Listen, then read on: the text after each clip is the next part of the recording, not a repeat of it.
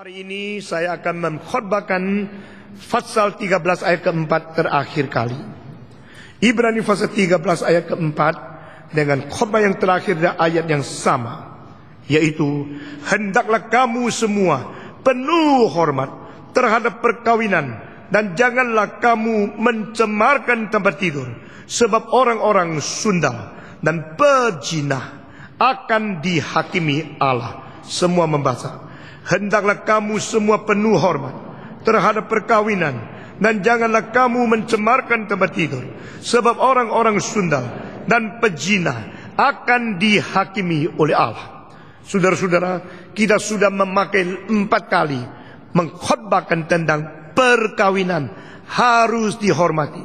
Inilah perintah Tuhan Allah kepada umat manusia seluruhnya.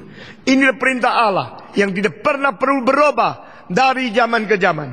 Inilah perintah Allah yang di dalamnya mengandung unsur untuk memelihara, untuk mengutuhkan umat manusia sampai pada akhir zaman. Saudara-saudara, pada minggu yang lalu kita sudah bicara tentang janganlah kita mengkotorkan tempat tidur, dan kita berbicara apakah yang menjadi hambatan bagi bahagia keluarga. Hari ini kita akan melihat sikap Tuhan Allah terhadap penyeleweng-penyeleweng di dalam kebahagiaan dan kesucian dari keluarga. Di dalam kitab suci dari permulaan Kejadian sampai kepada Wahyu, kitab yang terakhir, kita melihat Tuhan adalah Tuhan yang benci dosa. Tuhan adalah Tuhan yang suci. Tuhan adalah Tuhan yang memelihara kesucian manusia dengan segala pimpinan untuk menjaga orang milik dia, dan dengan segala hukuman untuk membasmi orang yang melawan dia. Saudara-saudara, kesucian merupakan hal yang tidak bisa dipura-purakan. Kesucian merupakan hal yang tidak bisa diimitasi oleh setan, karena kesucian itu sifat ilahi. Kesucian itu zat daripada hidup Tuhan Allah sendiri. Itu sebab Tuhan berkata, engkau harus suci di dalam segala kelakuan yang kau perbuat, karena aku Allahmu yang memanggil engkau adalah Allah yang suci. Di dalam pasal ke-6 ayat pertama kita melihat sesuatu hal yang terjadi di masyarakat kuno, yaitu manusia di dalam pernikahan tidak menghormati. Di dalam pernikahan mereka lebih menginginkan segala sesuatu, melampiaskan nafsu mereka menurut hawa nafsu seks mereka, menurut mata mereka sendiri. Sehingga mereka sembarangan menikah. Mereka mencari anak-anak yang manusia yang cantik, lalu mereka jeremus di dalam dosa seks. Tuhan melihat dari surga mengatakan, yang dipikirkan manusia sepanjang hari adalah jahat adanya. Maka Alkitab mengatakan Tuhan menyesal menciptakan manusia. Dan mengenai istilah ini saya sudah berkali-kali memberikan penjelasan. Arti penyesalan berarti dari kasih memindah kepada keadilan Tuhan. Dia tadinya memberi anugerah, sekarang dia putar menjadi memberikan hukuman kepada manusia. Itu sebab air bah diturunkan, dan seluruh dunia yang mempunyai napas semua dibasmikan. Sesudah itu Tuhan menurunkan hujan 40 hari siang malam, dan akhirnya air bah itu menghancurkan seluruh masyarakat di mana manusia berada. Dan Tuhan hanya menyelamatkan satu keluarga, yaitu keluarga Nuh, istrinya, dan 3 anak dan 3 menantu. 8 orang dijadikan satu bibit yang sisa, bibit yang menjadi sesuatu pengharapan baru untuk meneruskan sejarah. Remnant. Saudara, teologi remnant ini muncul berkali-kali.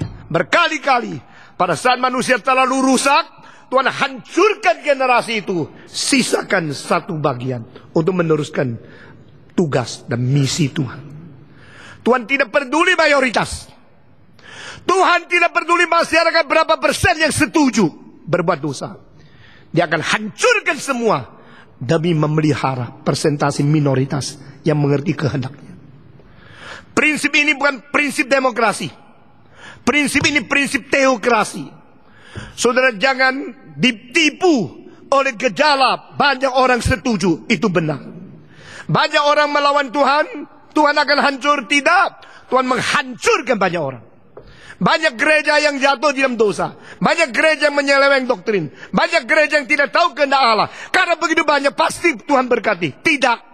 Tuhan akan menyisakan sebagian orang yang benar-benar mengerti kehendaknya, benar-benar taat, dan benar-benar setia kepada Dia untuk memulai sejarah yang baru. Saudara-saudara, zaman Nuh pertama kali Tuhan begitu marah. Karena apa? Karena manusia tidak menghormati pernikahan.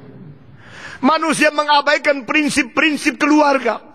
Manusia mengabaikan prinsip-prinsip seks. Manusia permainkan nafsu. Manusia tidak lagi mengutamakan Tuhan. Tak pernah Allah marah seperti itu. Sampai seluruh dunia dihancurkan. Hanya sisa 8 orang. Karena apa? Karena seks. Karena nafsu. Jangan kira permainan dan penghinaan terhadap dalil-dalil seks dan keluarga diinjak-injak kehormatan itu bisa lolos dari hukuman Tuhan. Perkawinan, setiap orang harus menghargai. Tempat tidur tidak boleh dicemarkan, karena pezina dan orang yang cabul akan pasti dihukum oleh Tuhan. Saudara-saudara, saya kira kita tidak perlu mengulangi lagi apa yang diceritakan tentang Nuh. Saudara-saudara, kedua kali kita melihat kemarahan Tuhan yang besar turun ke api berlarang untuk menghancurkan Sodom, Gomora, dan seluruh 5 kota sekitarnya. Semua dihancurkan karena apa? Karena seks, karena dosa. Sebelum Sodom Gomora dibakar habis, sebelum murka Allah menghancurkan kota-kota itu, maka Tuhan kirim 2 malaikat datang ke rumah Lot. Lalu diterima oleh Lot. Waktu mereka masuk, kerubunglah orang-orang berpuluh-puluh, beratus-ratus laki-laki mengelilingi rumah Lot, berkata, "Hei Lot, keluarkan 2 pria yang masuk tadi. Kami akan berzina, bersetubuh dengan dia." Laki-laki bersetubuh dengan laki-laki. Kalau mereka melihat 2 malaikat utusan Tuhan begitu elok, begitu ganteng masuk ke dalam rumah itu, wow, birahi mereka timbul. Sebenarnya api meluap. Kita mau tidur dengan dia. Kita ingin orang begitu bagus, begitu ganteng. Laki menginginkan laki. Homoseks. Saudara-saudara, homoseks, lesbian sudah mulai pada zaman Lot, zaman Abraham. Bukan akibat daripada sex revolution dari Kinsey daripada abad ke-20. Saudara-saudara, keluarkan 2 orang itu, aslinya bahasa itu maskulin, laki-laki. Kami akan bersetubuh dengan mereka. Ini dengan begitu jelas, begitu terbuka. Kota Sodom Gomora adalah kota yang mengikuti lampiasan daripada nafsu seks yang tidak tahu malu. Lot berkata, "Jangan, saudara-saudaraku. Jika engkau ingin, maka engkau sekarang memerlukan seks. Saya ada 2 anak perempuan masih perawan. Saya keluarkan, silakan. Engkau bersetubuh dengan dia." Saudara-saudara, di sini saya kaget. Ada bapak yang mau mengorbankan anak perawan yang selama ini dia didik setengah mati, belum ikut jerumus di dalam dosa masyarakat, untuk diperkosa oleh orang yang sekarang keliling rumah dia, hanya demi menyelamatkan 2 tamu. Tamu apa itu? Tamu apa yang berhak merebut sesuatu kesejahteraan keluargaku, sehingga kedua anak perempuan saya yang selama kecil sampai besar saya susah payah memelihara keperawanan mereka boleh diperkosa demi kedua tamu ini. Ini sangat kompleks. Ini membuktikan Lot ada orang betul-betul takut kepada Allah. Lot juga adalah orang betul-betul mendidik anaknya dengan baik. Tapi Lot juga adalah orang betul-betul memproteksi tamu. Tapi Lot sekarang tidak berdaya untuk memelihara, memproteksi anaknya yang dididik dengan baik. Saudara-saudara, anak perempuanmu masih perawan? Hei, yang sudah mau menikah masih perawan belum? Saudara-saudara, zaman ini sudah begitu rusak. Begitu banyak orang masih SMA sudah naik tempat tidur. Saudara, di Amerika tahun 68, satu statistik, 65% anak perempuan SMA kelas 2 sudah bertidur, sudah main seks dengan anak-anak laki-laki di belakang mobil. Ini zaman yang rusak. Zaman yang tidak lagi menghormati kesucian. Zaman yang terlalu gampang buka celana, gampang memberikan badan, hanya melayani nafsu daripada pihak yang lain. Lot tidak demikian. Lot memelihara anaknya. Lot betul-betul mendidik anaknya yang baik. Sampai pada hari itu, 2 anaknya masih perawan. Tapi sekarang apa boleh buat? Mungkin saya dimatiin, saya semua akan dihancurkan. Dan kedua, utusan dari Tuhan Allah kalau dibunuh, bukankah itu resiko terlalu besar bagi saya? Lebih baik saya korbankan diri. Apakah itu tidak mengindahkan anaknya perempuan? Apakah itu diartikan adalah pengorbanan diri? Apakah itu penyangkalan diri demi menyelamatkan tamu? Itu keagungan atau keremehan daripada watak Lot? Saya tidak memberikan sesuatu keputusan. Tetapi saya tahu Alkitab mencatat Lot ada orang benar yang hati benarnya setiap hari bersedih karena dosa-dosa masyarakat di sekitarnya. Ini data Alkitab. Akhirnya Tuhan tidak mengizinkan orang benar dipermalukan oleh orang jahat. Pada saat detik yang terakhir, Tuhan keluarkan tangan dari 2 utusan itu untuk menarik Lot masuk, tutup pintu. Lalu orang di luar tidak bisa masuk. Tidak lama kemudian, api turun dari surga. Dan kedua malaikat ini, mereka menarik keluar Lot, istri, dan anak perempuan tuanya. Keluar meninggalkan kota itu. Biar kota itu hancur, biar mayoritas, biar 99,999% setuju homoseks, biar semua setuju pelampiasan seks yang tidak bertanggung jawab, biar dihancur habis. Tuhan tidak perlu manusia yang banyak masuk surga jika engkau tidak tahu kehendaknya. Tuhan tidak perlu engkau boleh memberikan sesuatu di dalam masyarakat surgawi. Karena kalau engkau melawan kehendak Tuhan, Yesus Kristus berkata, jika engkau menyebut Tuhan, Tuhan, tapi tidak melakukan kehendaknya, engkau tidak masuk dalam kerajaan Allah. Api turun, akhirnya mengatakan Yehova menurunkan api belalang dari Yehova yang ada di surga. Yehova menurunkan api dari Yehova di surga. Di sini yang ketemu dengan Abraham itu adalah Kristus melalui teofani, antropomorfi. Adalah Kristus yang menyatakan diri sebagai manusia, tetapi dia adalah Allah. Menurunkan api dari Allah di surga. Anak memakai kuasa Bapa untuk menghancurkan, memusnahkan kota Sodom Gomora. Habis menjadi tanah datar yang rata. Saya percaya api yang membakar Sodom Gomora jauh lebih kuat daripada api peledakan dari bom atom Little Boy untuk Nagasaki dan Hiroshima. Karena setelah Hiroshima dibom, masih banyak orang hidup, tapi mereka mendapat radiasi, puluhan tahun menderita penyakit, matinya susah sekali. Masih ada bangunan yang tersisa, tetapi Alkitab mengatakan kota itu semua diratakan karena api dari surga. Itulah ledakan lebih dari bom atom di dalam sejarah. Allah begitu marah pada waktu zaman Nuh. Karena apa? Karena tidak menghormati pernikahan. Allah begitu marah pada zaman Sodom Gomora. Karena apa? Karena tidak menghormati pernikahan. Saudara-saudara.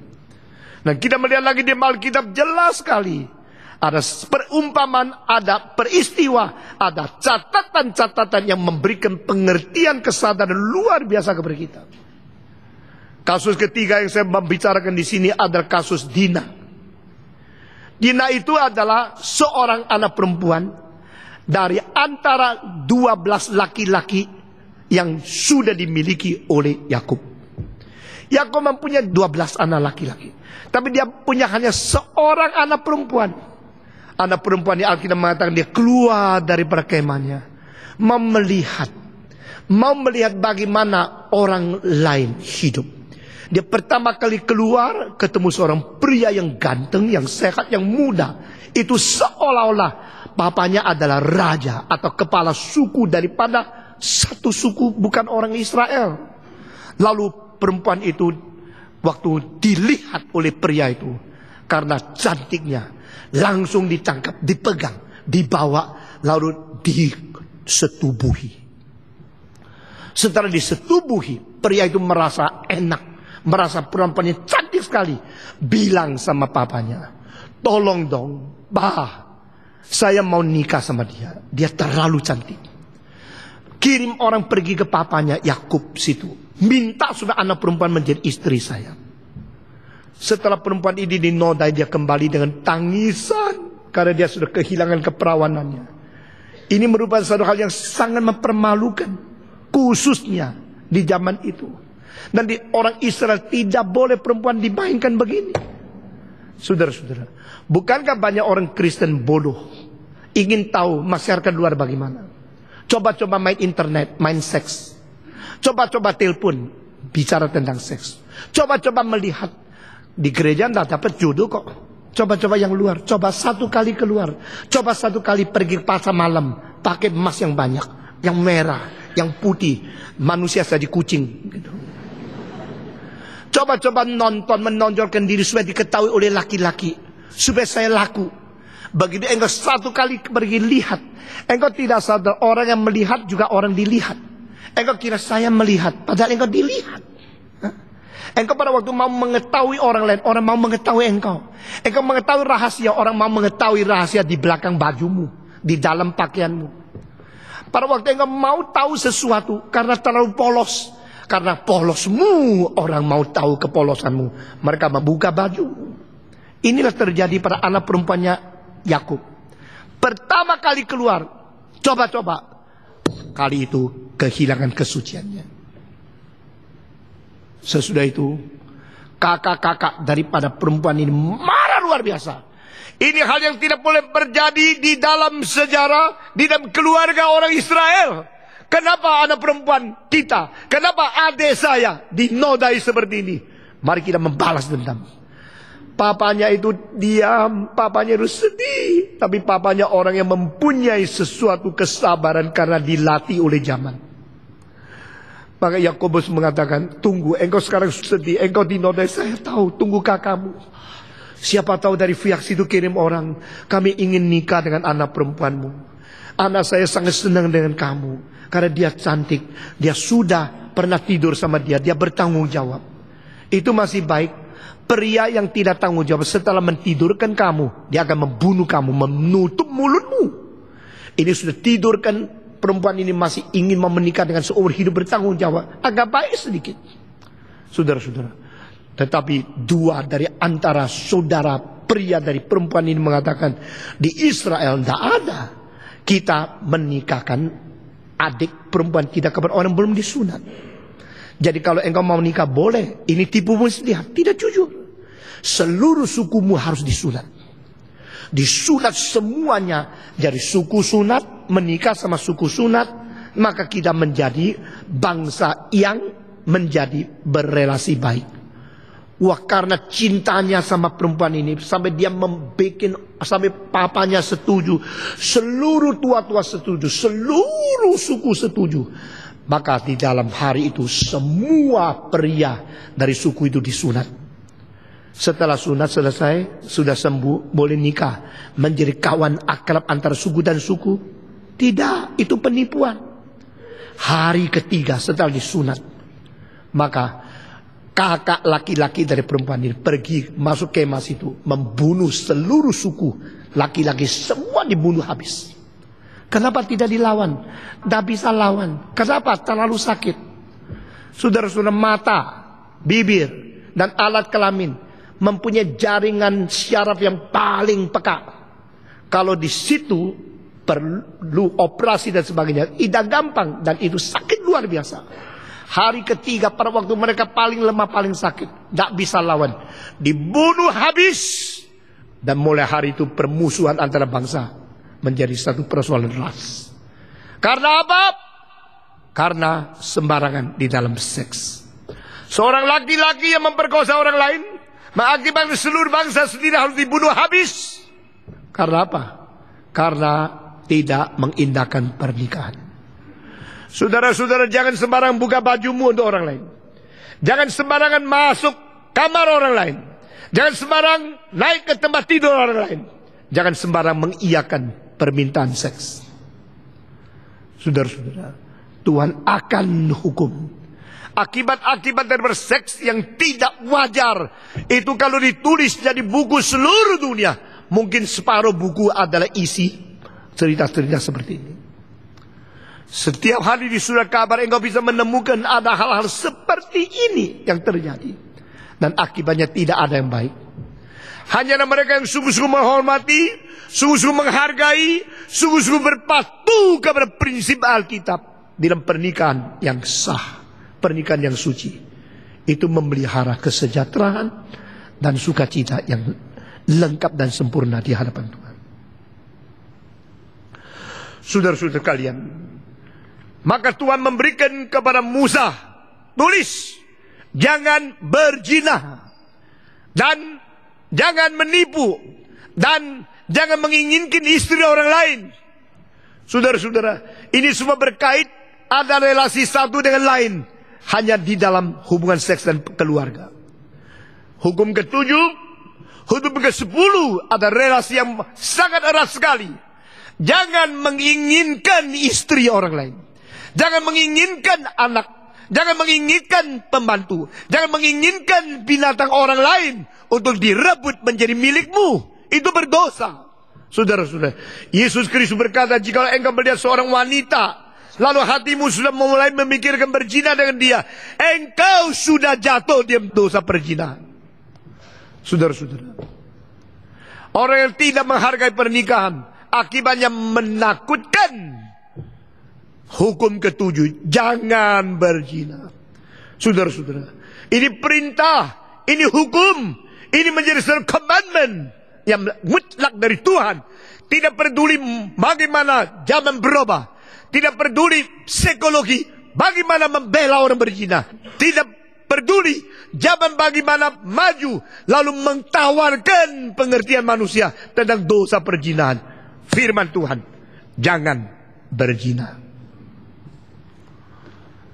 Saudara-saudara, ada satu hal yang sangat menimbulkan pengertian yang salah dari ahli-ahli sosial, ahli-ahli agama, ahli-ahli sejarah, ahli arkeologi, dan ahli-ahli daripada penyelidik perjanjian lama.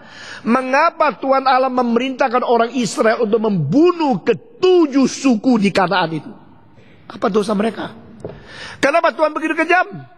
Jika Allah itu kasih adanya, mengapa memperbolehkan 7 suku dibamis habis sampai bayi-bayi mereka tidak satu lolos, harus hancur semua, dibunuh, dimusnahkan? Apakah Allah itu kasih? Is God love? If God is love, how can it be done? How can it be? How can it be possible? 7 tribes killed, perished altogether. Not even one left. Jangan meninggalkan satu, bunuh habis seluruh suku, 7 suku semua yang di Kanaan. Nah, ini menimbulkan banyak orang kritik. Allahnya orang Kristen bukan Allah kasih. Allah orang Kristen Allah yang kejam. Di Taiwan ada seorang profesor filsafat dari Taiwan University tahun 70. Dia menulis buku yang sudah dijual begitu banyak. Namanya The New Image of Jesus. Di dalamnya menghitung Tuhan Allah membunuh berapa banyak, bunuh berapa banyak, bunuh berapa banyak, bunuh berapa banyak. Lalu dia mengambil kesimpulan, apakah itu Allah? Allah yang mengatakan jangan engkau membunuh. Dia yang memerintahkan orang membunuh. Allah yang tidak mengatakan jangan membunuh. Yang dibunuh oleh dia lebih banyak dari orang lain. Itu bukan Allah sejati. Lalu dia mengatakan, di dalam Buddha bukan begitu. Nyamuk pun tidak dibunuh. Kalau di Alkitab manusia disuruh bunuh oleh Tuhan Allah. Itu agama apa? Itu agama Yesus, agama Kristen. Agama yang dimana perjanjian lama, perjanjian baru diterima oleh orang Kristen. Itu agama rusak. Oh, banyak mahasiswa begitu percaya, sudah membeli buku dipengaruhi orang Kristen, goncang orang tidak Kristen, tidak mau Kristen, orang penginjilan susah, orang filsafat semua menolak, mentertawakan Kristen. Setelah profesor menerbitkan buku itu, karena yang tulis bukan orang biasa, profesor filsafat, bukan universitas biasa, Universitas Taiwan yang paling gengsi. Nah, tahun itu saya datang di Taiwan, baru saya nanti mimbar setelah saya khotbah, pertanyaan, bagaimana pendapat Stephen Tong mengenai Profesor Chen Kuing di dalam bukunya The New Image of Jesus mengatakan Yehovah is a very cruel God. He ordered people to kill, to murder other tribes which are not believer of him. Bagaimana pendapatmu? Saya lihat ketawa. Oh begitu. Allah begitu kejam. Allah kalau memang kejam seperti apa yang dia tulis, mana bisa membiarkan dia tulis sampai bukunya selesai bisa dijual? Nggak ngerti logika saya. Kalau Allah betul-betul kejam seperti itu, sebelum selesai bukunya bunuh dia dulu. Sehingga bukunya tidak mungkin dijual, tidak mungkin dicetak, tidak mungkin edar ke dalam tanganmu. Kalau Allah mengatakan dia tulis apa? Oh dia bilang tulis, Allah kejam. Justru saya tidak kejam, maka membiarkan tulis silakan. Engkau tulis saya berapa kejam, saya masih biarkan engkau hidup. Orangnya, Tuhan, saya melawan engkau. Engkau bilang, oh engkau melawan saya. Orang yang marah melawan Tuhan pun perlu napas, baru bisa melawan. Tuhan bilang kasih napas yang cukup supaya bisa selesaikan kebencian dan marahnya. Kalau tidak marah pun tidak kuat, betul nggak? Mau marah sama Tuhan, oksigen dulu dong. Tuhan memberi oksigen supaya engkau marahnya bisa selesai. Berapa cinta adanya, betul nggak? Saya bilang kalau Tuhan kejam seperti itu, pasti bunuh dia dulu, tidak mungkin dicetak. Tuhan justru membuktikan bukunya itu sampah, maka biar dia tulis sampai selesai. Orang seperti gini memaki Tuhan, Tuhan masih membiarkan dia hidup, itu namanya cinta kasih Tuhan. Kalau tidak ngerti yang sudah engkau goblok seperti dia. Saya bilang filsafat saya lebih kuat dari dia. Filsafat profesormu bodoh sekali, karena tidak ada logika. Baru orang Kristen sadar. Saudara-saudara, apologetika bukan selidik daripada akademik luar negeri dapat titel bisa. Engkau harus setiap hari, setiap saat menemukan musuh menyerang dari mana. Dan senjata dari Alkitab bagaimana melawan. Kalau belum, engkau belajar PhD pun dari Amerika, tidak bisa menjadi apologet yang baik. Saya tidak percaya apologet kopi-kopian. Saya tidak percaya akan homiletik kopi-kopian. Belajar dari buku, mengenal, lalu mengajar. Bagaimana peperangan dirimu sendiri? Senjatanya lain, musuhnya lain. Engkau tahunya ambil buku orang lain yang sudah apa yang terjadi puluhan tahun. Bukan tidak ada artinya. Prinsip-prinsip harus diterapkan. Dan apa yang pernah dipelajari harus engkau tahu. Tetapi yang baru harus engkau menangani. Itu baru muridku. Saudara-saudara, setelah saya pergi tahun 70, mahasiswa datang dengar sampai jam 1 malam. Pulang ke asrama, pintu sudah dikunci. Mereka harus melompat pagar. Melompat itu dinding masuk Universitas Taiwan. Maka ditulis di dalam catatan, ini salah satu hal yang belum pernah terjadi di dalam sejarah University of Taiwan. Mereka pulang malam sudah ditutup pintunya, harus loncat pagar baru masuk. Saudara-saudara, kenapa Tuhan Allah suruh Israel membasmi 7 suku itu? Saudara tahu? Apakah 19 terjadi Tübingen School of Theology? Di sana timbulnya liberalism atau modernism. The liberal theology started from the Christian Ferdinand Bauer, Adolf von Harnack, William Hermann, dan Wellhausen dan sebagainya. Mereka mengatakan, mari kita terima konsep evolusi untuk menjadi dasar perubahan. The philosophy of becoming started in the Heraclitean school of Greek, now interpreted as the only way of the change in the history. Itu dimasukkan biologi oleh Darwin, biological evolution. Di dalam Hegel menjadi evolution of society. Di dalam Karl Marx, evolution of society in history. Itu nanti masuk ke dalam society. Itu menjadi satu teori evolusi daripada Spencer dan daripada itu Herbert Spencer dan Thomas Henry Huxley. Dan masuk ke dalam Tübingen School, evolution of religion. Saudara-saudara, agama pun evolusi. Pada abad ke-19 orang paling pintar cendekian sudah meninggalkan iman. Akademiknya kuat tapi hatinya kosong. Mereka percaya agama itu perlu evolusi. Agama permulaan itu animisme. Agama selanjutnya totemisme. Sesudah itu berubah menjadi politeisme. Politeisme berubah menjadi monoteisme. Sudah monoteisme berubah menjadi monoteistik. Moral religion dari Israel. Akhirnya menjadi satu proklamasi sosial keadilan di dalam Amos yang disebut sebagai nabi-nabi yang sangat berjiwa sosial. Di sini mau dikelopkan dengan komunisme. Saudara-saudara, kalau engkau mentelusuri filsafat, engkau mengetahui itu perubahan-perubahan itu diberikan arti hermeneutika atau dengan penjelasan-penjelasan daripada sangat subjektivitas. Mereka tidak mau lagi Alkitab, tidak mau lagi cara Allah melihat segala sesuatu. Mereka mau cara dengan zeitgeist, semangat zaman, untuk diterapkan menjadi kunci interpretasi sejarah. Maka mereka mengatakan, itulah sebabnya agama Yahudi di perjanjian lama, Yehova masih kejam. Evolusi sampai kepada zaman-zaman Nabi, mulai keadilan sosial mirip dengan kita komunisme sekarang. Tetapi sampai ke perjanjian baru, Yesus mengatakan, engkau orang Israel tidak kenal Bapakku, aku akan memperkenalkan Bapakku menjadi Bapamu. Di situ ada wahyu baru, sehingga yang disebut Allah perjanjian baru lain sama Allah perjanjian lama. Allah perjanjian lama itu kejam, Allah perjanjian baru penuh dengan kasih. Itu nama evolusi agama. Abad ke-19 Jerman sudah mempunyai pikiran evolusi yang begitu jahat untuk memecah belahkan perjanjian lama dan perjanjian baru. Saudara-saudara sekalian, Tübingen School mulai mempercayakan hak itu. Dengan cara begini engkau mengerti kalau mereka menjawab pertanyaan tadi. Mengapa Allah itu membunuh 7 suku? Oh, karena agama waktu itu masih evolusinya belum lengkap. Masih di tahap di mana kekejaman belum diganti oleh cinta kasih. Konsep Allah masih kabur. Salah. Saya berkata kepada saudara, 7 suku harus dibasmikan, hancur habis sampai bayinya hancur, tidak sisa satu. Karena apa? Karena arkeologi abad ke-20 menemukan apa yang tidak diketahui oleh teolog-teolog abad ke-19 menamakan diri orang akademis.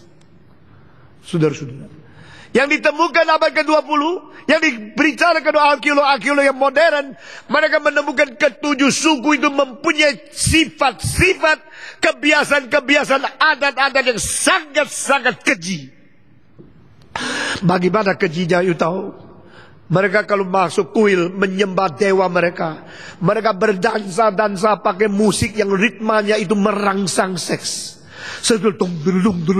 Sudah berangsang-rangsang, akhirnya pria wanita yang berdoa bertari-tarian di dalam kuil mereka mulai kehilangan sadar, mulai kehilangan akan pikiran yang sehat, mulai diluapkan emosi, lalu mulai buka baju. Sudah buka baju di dalam agama, ritual agama, mereka buka baju telanjang bulat satu dengan lain, lalu mereka berzina sepanjang hari, bertukar-tukar orang.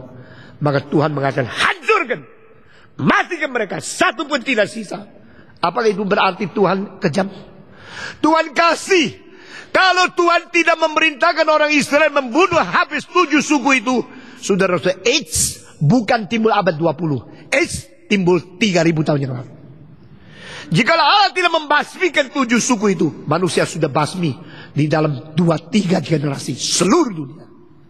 Justru karena Allah itu kasih adanya, justru Allah yang kasih adalah Allah yang memproteksi manusia. Justru Allah proteksi manusia adalah Allah yang benci kepada dosa. Itu sebab Allah memerintahkan bunuh habis seluruh suku yang berzina seperti itu.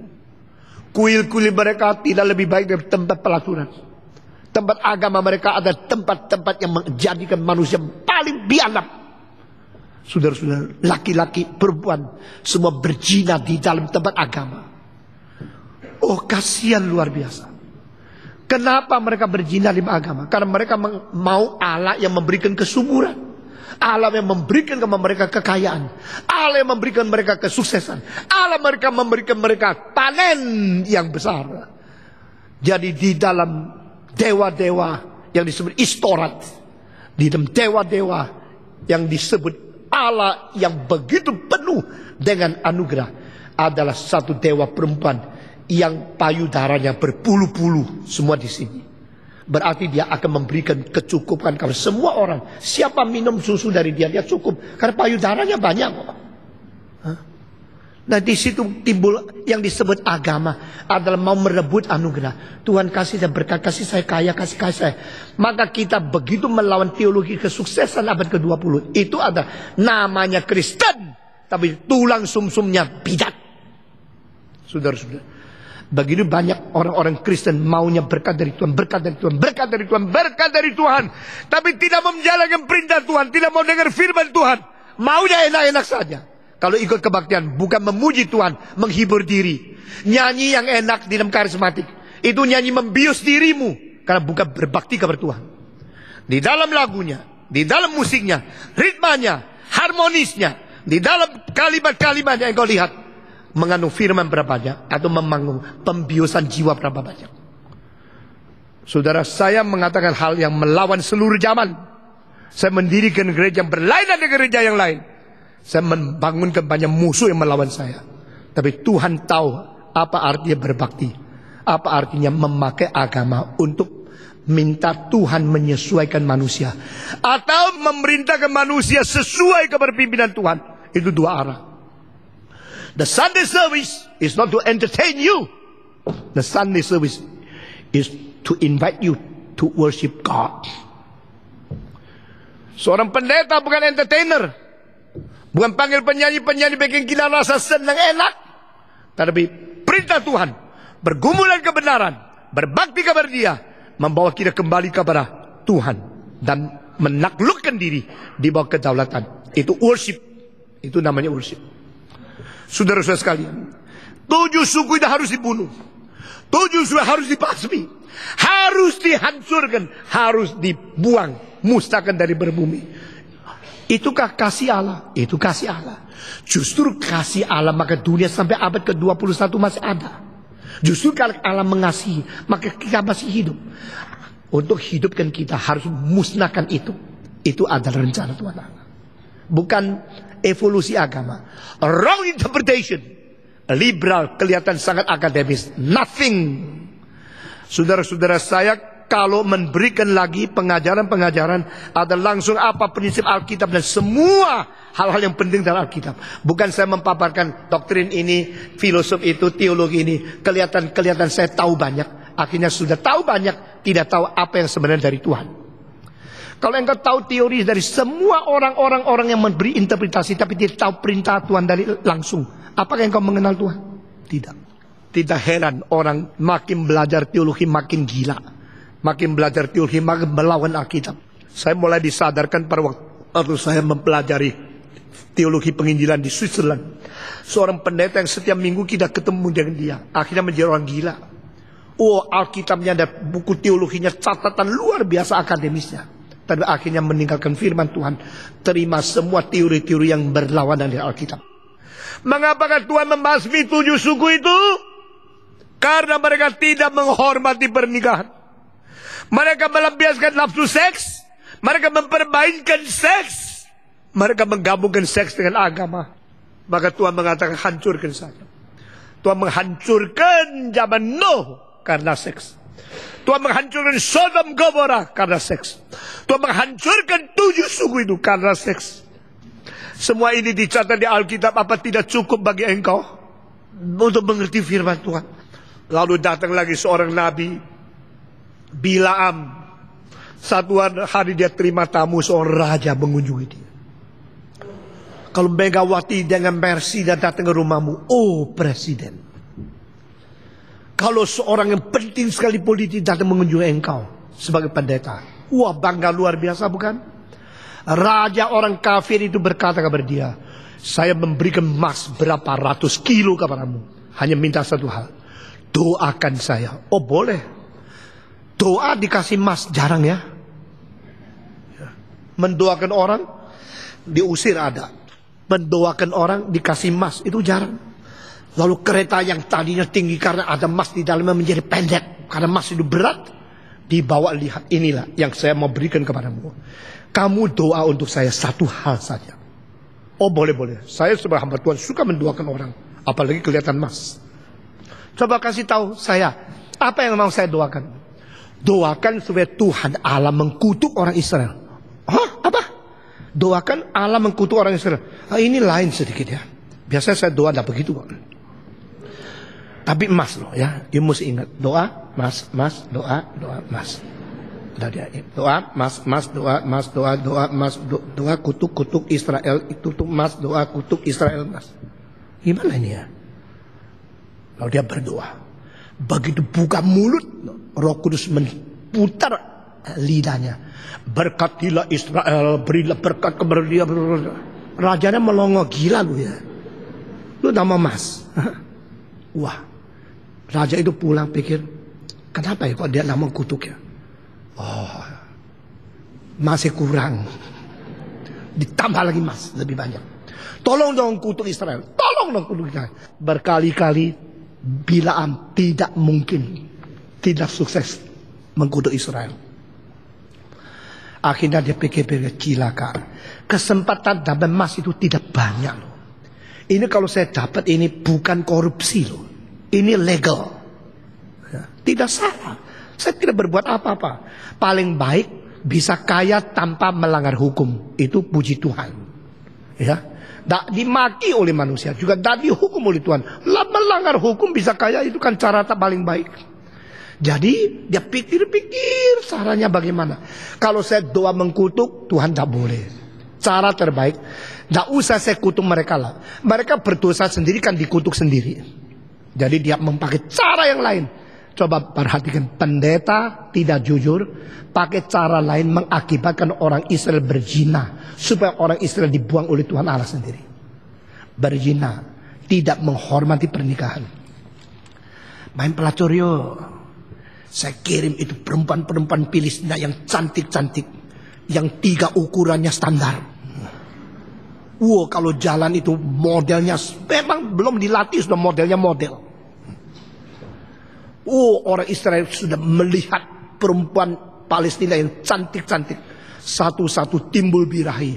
Bawa perempuan masuk ke kemah mereka satu persatu. Tuhan di surga melihat anak bangsa Tuhan itu jatuh. Dan Tuhan satu-satu yang mengetahui. Belakang ini siasatnya Nabi Bilaam. Ada pendeta yang hatinya jahat. Bukan tidak ada. Ada pendeta yang lebih jahat daripada orang biasa. Mempunyai cara bekerja di belakang, tapi di luar layar dia tetap memberi doa, memberikan berkat kepada bangsa Tuhan. Saudara-saudara, hari itu Tuhan menurunkan wabah untuk menghukum orang Israel, banyak yang mati. Tetapi ada seorang pemuda yang melihat seorang Israel membawa seorang pelacur masuk ke kemahnya. Dia melemparkan panah dari belakang, menusuk, menembak sampai masuk ke dalam jantung dan orang itu mati. Sesudah itu dibasmikan, berhentilah kemarahan Tuhan. Saudara, ini semua kasus di Alkitab memberitahu kabar kita berapa Tuhan membenci orang yang berzina. Berapa Tuhan merasa itu keji dan Tuhan menghentikan, Tuhan menghukum mereka yang mencabut. Saudara-saudara sekalian, saya kira kalau satu persatu kita katakan di bawah kitab, itu tidak habis-habis. Contoh selanjutnya adalah Raja Daud. Raja Daud waktu berada di atas istana, di tempat tidur, sudah dia bangun, dia di atap jalan-jalan, lihat ke bawah, ada perempuan cantik yang mandi tidak tutup pintu. Hei, perempuan, tutup pintu ya. Waktu kau mandi, kunci pintu double. Perempuan yang suka mempamerkan tubuhnya, jahat. Perempuan yang suka pakai pakaian terlalu tipis, bukan saja berdosa, cepat influenza. Saudara-saudara, perempuan yang selalu mempamerkan tubuhnya untuk laki-laki, itu pikiran tidak baik. Saudara-saudara, kenapa hari itu ini perempuan mandi tidak tutup pintu? Kenapa mandi itu di tempat terbuka, dekat tempat raja? Ini sudah mempunyai sesuatu pikiran tidak baik. Dan tubuh yang cantik sama mata yang serakah, itu ketemu menjadi api perzinahan. Daud melihat, wih, nyonya saya tidak secantik seperti itu. Lalu dia mulai mikir, alangkah baiknya kalau dia bukan di situ, tapi di tempat tidurku. Panggil dia dong, panggil dia. Tanya, dia sudah nikah belum? Oh Tuhan, paling baik dia belum nikah ya Tuhan. Belum dimiliki oleh siapa-siapa. Saudara-saudara, waktu ditemukan, oh sudah ada suami. Wah, kecewa separuh. Suaminya kerja apa? Puji Tuhan, jadi tentara, sering tidak di rumah. Kesempatan bagus. Saudara, puji Tuhan karena apa? Karena kesempatan bagus. Daud berzina dengan dia, lalu mengirim surat, suruh orang-orang jenderalnya mengatur sehingga suami daripada perempuan itu ditaruh di tempat paling depan supaya cepat mati. Saudara-saudara, Daud seumur hidup disebut orang yang berkenan kepada hati Tuhan, tapi pada saat ini menjadi pakai setan seperti ini. Suaminya sudah dipanah, sudah mati, lalu dia kirim orang untuk membawa dia ke istana. Tetapi sebelum itu perempuan ini sudah kirim orang ke istana berkata, saya sudah hamil.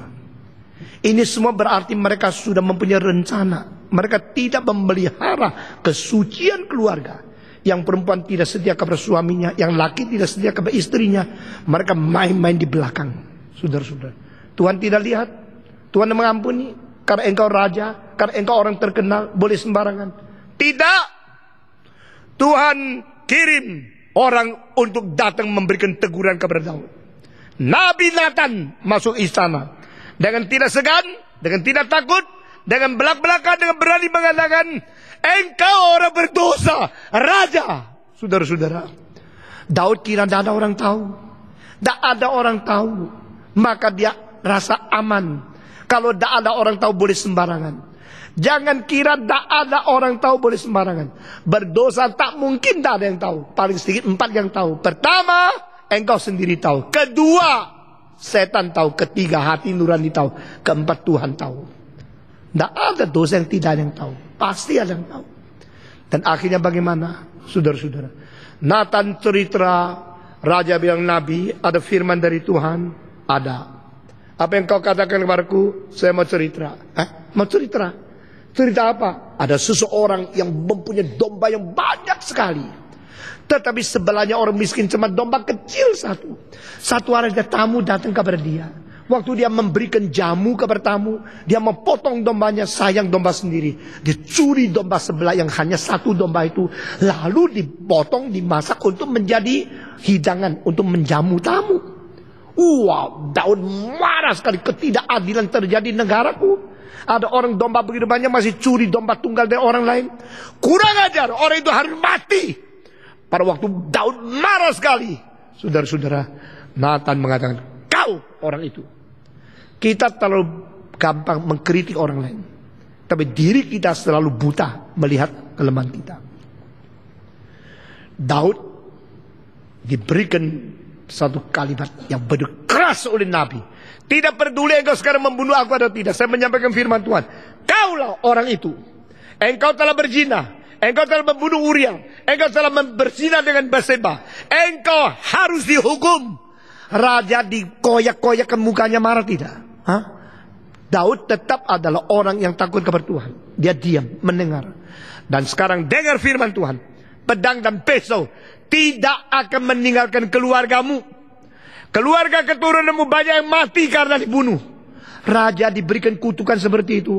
Daud tidak bisa apa-apa, karena Tuhan lebih besar. Tuhanlah raja yang sejati. Daud taat. Saudara-saudara, hasil hamil itu akhirnya mati. Bukan saja demikian, Absalom mati. Bukan saja demikian, itu Amnon mati. Bukan saja demikian, anak yang satu lagi mati di tempat bait Allah. Dibunuh karena dia kira lari kepada Tuhan bisa diproteksi oleh Tuhan sendiri. Akhirnya dibunuh habis. Di dalam keturunan Daud, 4 yang harus mati tidak wajar. Karena apa? Tidak menghargai pernikahan.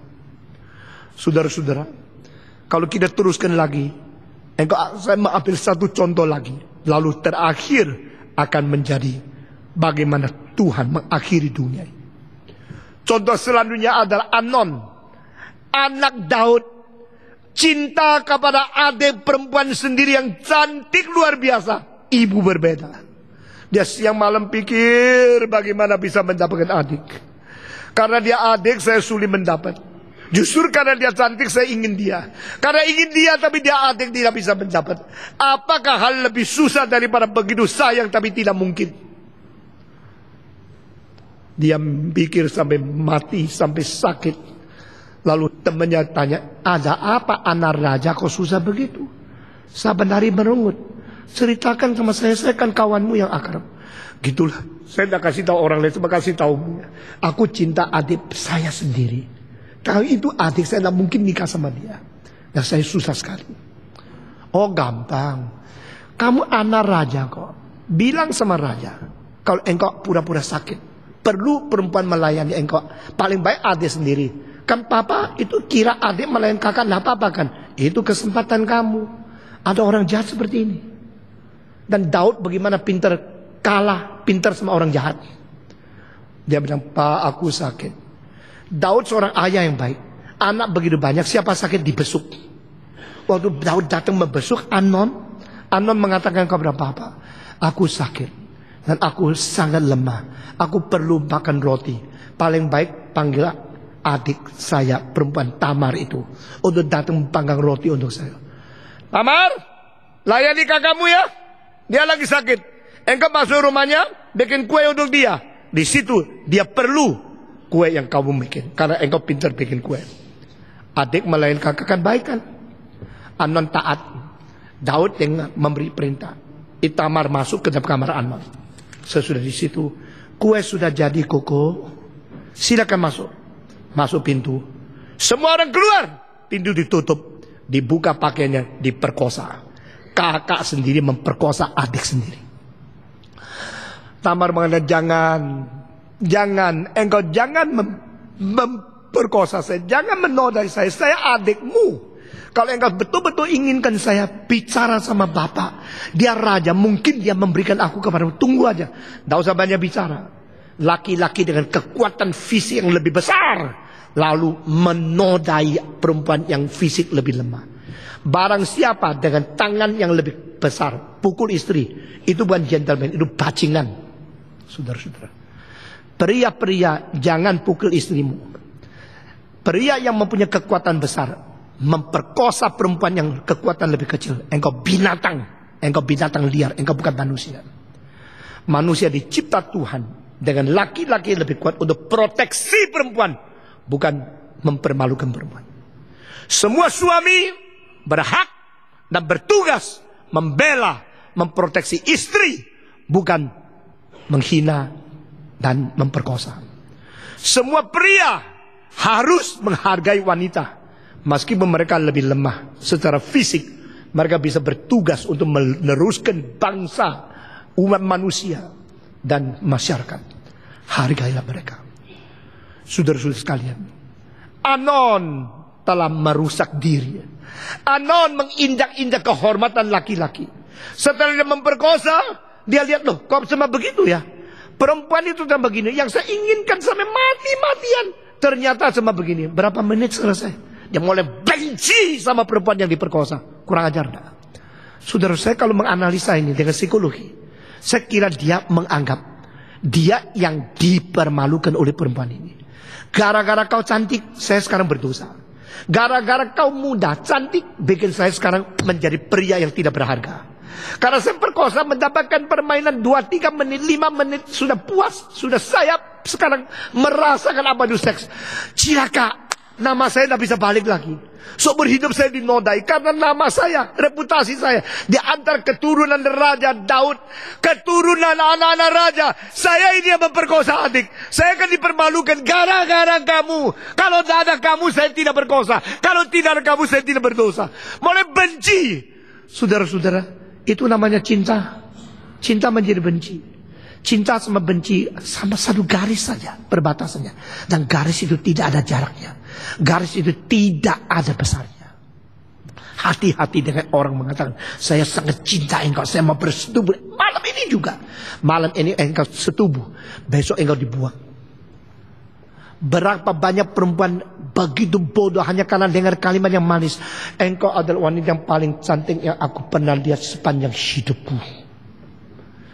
Engkau tidak tahu kalimat itu dikatakan sama orang lain kemarin, dikatakan sama orang lain besok. Saben hari ulang-ulangi tape recordernya. Kau tidak tahu kau ditipu satu-satu menjadi mangsa. Perempuan itu mengatakan, kakak jangan usir saya. Sekarang engkau sedang memperkosa saya, mengusir saya. Dosamu sekarang lebih besar dari dosa sebelum ini engkau memperkosa saya. Tidak usah bicara, keluar. Saudara-saudara, orang egois hanya pentingkan dirinya, tidak pentingkan apa yang menjadi korban dia. Orang Yahudi hanya sedang berdosa, sedang bersalah, hanya melihat berapa banyak kerugian yang diterita dan akan datang kepada dia. Tidak tahu apa yang dirasakan oleh orang yang diperkosa. Sudah memperkosa, mengusir, tutup pintu, lalu dia kira selesai. Sejarah tidak berhenti di situ. Setiap yang kau kira adalah titik akhir akan menjadi gelombang kedua, menjadi titik permulaan. Kalimat ini didengar. Your omega point will become the next time alpha point. Setiap titik omega akan menjadi titik gelombang kedua sebagai titik alpha. Saudara-saudara, setelah Daud tahu akan hal ini, dia sedih luar biasa. Ternyata saya orang tua yang banyak pengalaman ditipu oleh anak muda yang kurang ajar. Minta adiknya melayani padahal dia mau tubuhnya adik. Dia memperkosa, bikin malu. Tadi Daud bisa bicara apa? Dia sendiri main perempuan dengan yang lain. Hei orang tua pemuda-pemudi, engkau menginginkan anak-anakmu pada waktu remaja menjadi orang yang baik. Mengapa engkau tidak menjadi contoh supaya mereka boleh menteladani kamu? Saudara-saudara, Daud hanya bisa nangis. Dia tidak bisa berubah. Dia tidak berkekuatan mendidik lagi. Kekuatan mendidik bukan datang dari buku pendidikan. Kekuatan pendidik bukan dari S2, S3 atau S apa. Kekuatan pendidik adalah engkau betul menjaga kesucian, menjadi orang yang anggun, menjadi teladan. Sehingga teladanmu mendukung kalimatmu. Engkau berbicara kepada anak. Setiap kalimat itu didengar, masuk ke dalam hati, bukan hanya ke telinga dan otak saja. Daud harus menelan kalimat nubuatan daripada Nathan. Dan dia melihat sendiri, anak dari Batseba mati, Anon dibunuh, Absalom dibunuh, anak laki satu lagi dia tidak lihat. Setelah dia mati, baru itu mati. Pedang dan pisau tidak akan meninggalkan keluargamu Daud. Meskipun kau raja, kau mempunyai pangkat tertinggi, mempunyai kedudukan yang paling hormat. Daud, keluargamu tidak lepas daripada bunuh, daripada kemusnahan, daripada hukuman Tuhan. Karena apa? Tidak menghormati pernikahan. Terakhir, zaman akhir sebelum Yesus Kristus datang, manusia akan sembarangan menikah. Manusia akan melampiaskan seks. Manusia akan tidak bermoral.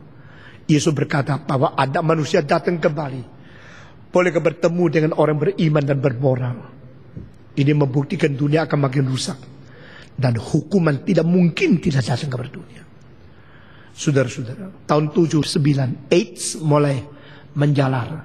Sekarang sudah ratusan juta. 3 hari yang lalu seorang ilmuwan mengatakan SARS tidak mungkin hilang dari bumi. Akan hidup bersama dengan umat manusia untuk selama-lamanya di atas bumi ini. Dan autumn, musim dingin yang akan datang tahun ini, SARS akan merambat lagi ke seluruh dunia. Karena suhu dingin baik untuk virus itu hidup. Saudara-saudara, saya tidak berarti SARS akibat daripada dosa zina. Tetapi dunia menjelang hari kiamat, makin kita tidak menghormati firman Tuhan, makin banyak hukuman dari Tuhan. Kiranya Tuhan menggugah kita, memelihara kita menjadi orang Kristen yang suci. Mari kita berdoa. Bapa di dalam surga, ajarkan kami untuk takut kepadamu. Ajarkan kami untuk mematuhi perintah-Mu. Ajarkan kami untuk menjadi orang yang penuh dengan cinta kasih yang suci dan menghindarkan nafsu yang najis. Beri kekuatan kepada kami menolak iblis dan betul-betul menjaga kesucian keluarga kami. Berkati anak-anak muda kami. Berkati generasi-generasi remaja yang berada dibesarkan di keluarga kami. Jadikan kami orang tua yang mempunyai teladan yang baik untuk memimpin mereka. Ampuni segala dosa mereka. Dalam nama Yesus Kristus kami berdoa. Amin.